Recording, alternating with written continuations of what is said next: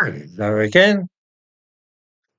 Whenever there is discussion of immigration, one is sure to hear the claim that we need immigrants to pick fruit in East Anglia.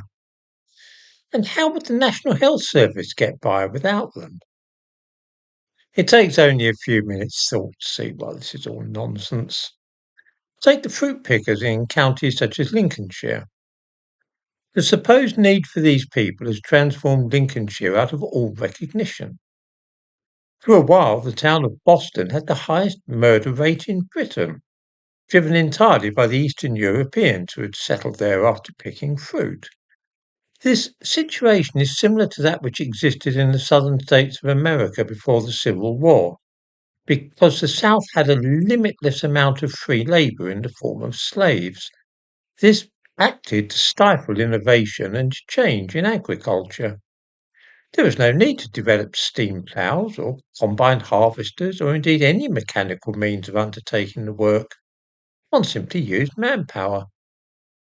This is why the northern states of America are industrialized while the South stagnated.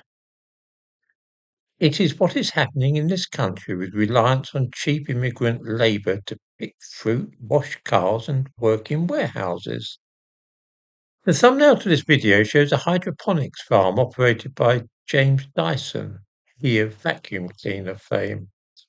It can grow strawberries all year round, and everything, including the harvesting, is done automatically at the touch of a button.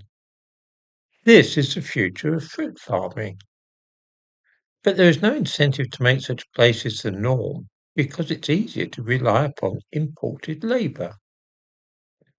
The fact that one sees so few white British nurses is also easily remedied. At one time, nurses began training in hospitals as soon as they left school, and they learned on the job. It was a cheap and very efficient method for training nurses, and it appealed to the kind of girl who was not academic and had no wish to stay on at sixth form or go to university. To enter nursing now requires a university degree, which is quite ridiculous. It puts off those very girls who were the mainstay of nursing in this country for so many years. No wonder there's such a shortage of British nurses. The answer is simple. Import nurses from the Philippines who have already been trained and qualified. This saves us the cost of training our own girls.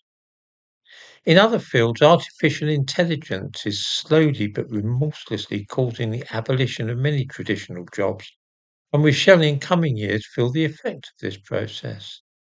We simply shall not need such a large workforce as we currently have in this country. Slowly but surely, more and more jobs will be automated and handed over to machines controlled by AI. This includes roles such as teachers, taxi drivers, and even doctors. The world is on the cusp of a new industrial revolution, and instead of embracing it, we're behaving like plantation owners of the Confederacy and insisting that we still need an endless supply of cheap labour to maintain our country. We don't. The unlimited supply of cheap labour provided by immigration is not the solution to a problem, it is itself the problem, holding Britain back from the new industrial revolution and the abolition of traditional work.